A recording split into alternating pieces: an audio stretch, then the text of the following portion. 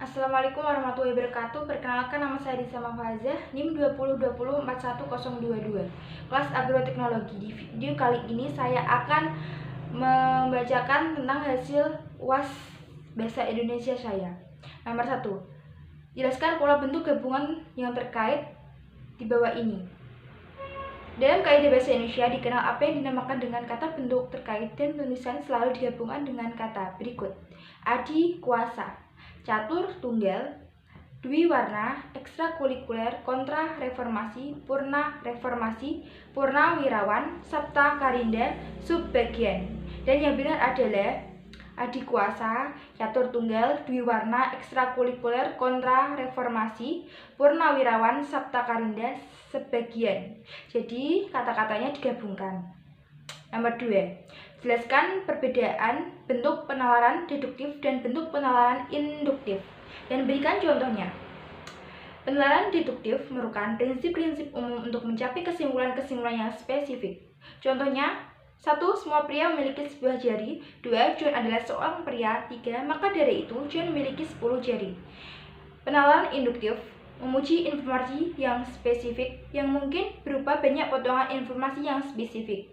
Contohnya, nomor 1 ada 20 cangkir es krim di freezer.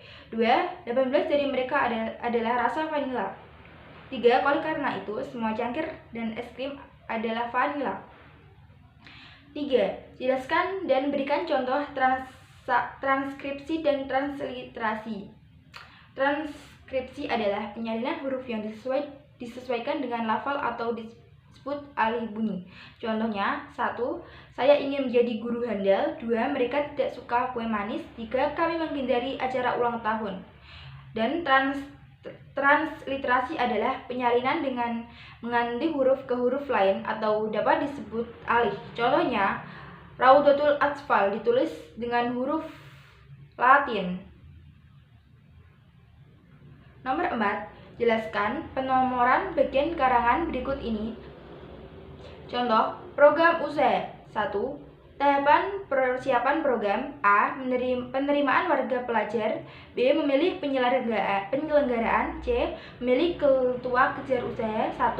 Musyawarah. 2. Ditunjuk. Nomor 5. Jelaskan cara penulisan gelar akademik yang benar, kemudian jawab soal berikut ini. Jawabannya adalah gelar yang diperoleh dituliskan sebelum atau setelah nama lengkap seseorang. Setiap gelar yang ditulis diharuskan menggunakan tanda titik untuk menghubungkan huruf yang satu dengan yang lain. Jika gelar ditulis setelah nama, harus ada koma. Untuk memisahkan jika seorang mempunyai gelar lebih dari satu, maka cara penulisannya adalah masing-masing gelar yang ditulis dipisahkan dengan koma. Contohnya, Bayu Maharani STTS. Yang benar adalah Bayu Maharani, STTS. R.M. Pertama M.M. Yang benar adalah Pratama, R.M, M.M. DRS Muhammad Kanzudin MPD DP. Yang benar adalah DRS Muhammad Kanzudin, MPD. Yang terakhir adalah Prof. Dr. Ahmad Udin Nuha MPD. Yang benar adalah Prof. Dr. Ahmad Udin Nuha, MPD. Nomor 6. Jelaskan penggunaan tanda elipsis, tanda siku, dan tanda kurung. Berikan contohnya. Tanda elipsis dipakai untuk menulis ujaran yang tidak selesai dalam dialog. Contohnya: menurut saya, seperti bagaimana Bu? Jadi simpulannya, sudah saatnya beristirahat. Tanda siku dipakai mengapit huruf kata atau kelompok kata. Contohnya, Budi adalah anak terrajin di kelas. Itu berarti Budi anak yang paling rajin di kelasnya.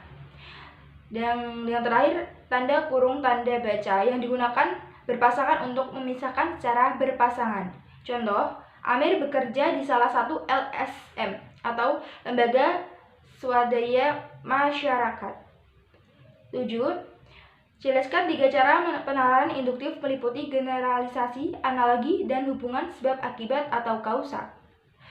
Dan jawabannya adalah generalisasi adalah proses penalaran berdasarkan pengamatan atas jumlah gejala dan sifat-sifat tertentu. Contohnya, Ibu Tuti adalah pemilik indikos yang kini sedang aku sewa. itu adalah sebutan dari wanita yang lebih tua. Dan yang selanjutnya analogi adalah pengenalan dengan cara membandingkan dua hal yang banyak mengandung persamaan. Contohnya, tubuhnya pendek seperti bonsai. Sebab yang terakhir adalah sebab akibat adalah proses pengenalan yang diperoleh dari gejala-gejala yang saling berhubungan. Contohnya, perutnya berdarah karena ditikam rampok siang tadi. Jawaban nomor 8. Jelaskan yang dimaksud dengan isi siliogisme dan berikan contohnya. Siliogisme adalah suatu pengambilan kesimpulan dari dua macam keputusan yang mengandung unsur. Jelaskan yang dimaksud dengan isi siliogisme dan berikan contohnya. Siliogisme adalah suatu pengambilan kesimpulan dari dua macam keputusan yang mengandung unsur dan yang sama. Contohnya, semua makhluk mempunyai mata, permisi atau mayor. 9. Apa yang dimaksud dengan konjungsi? Sebutkan jenis konjungsi dan berikan contohnya penerapan konjungsi. Konjungsi adalah kata penghubung antar kata, antar rasa, antar klausa, dan antar kalimat.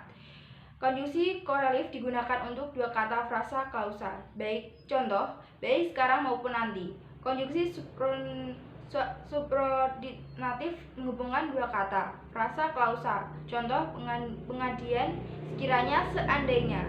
Dan yang terakhir, konjungsi koordinator adalah konjungsi koratif. Bedanya, konjungsi koratif digunakan pada klausa, contoh tetapi, atau. Nomor 10. Wacana terbagi menjadi 5, yakni wacana narasi, deskripsi, eksposisi, argumentasi, persual, jelaskan dan ciri, dan berjelaskan dan tiap wacana tersebut dan berikan contohnya.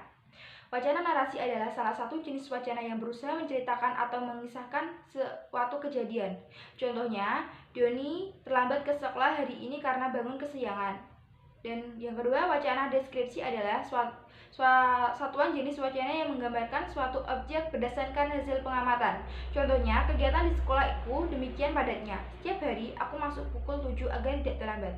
Yang ketiga adalah wacana eksposisi adalah suatu jenis wacana yang memaparkan atau menjelaskan secara rinci. Contohnya, jatuhnya pesawat berkapasitas 266 penumpang Airbus A360 merupakan peristiwa kedua bagi American Airlines.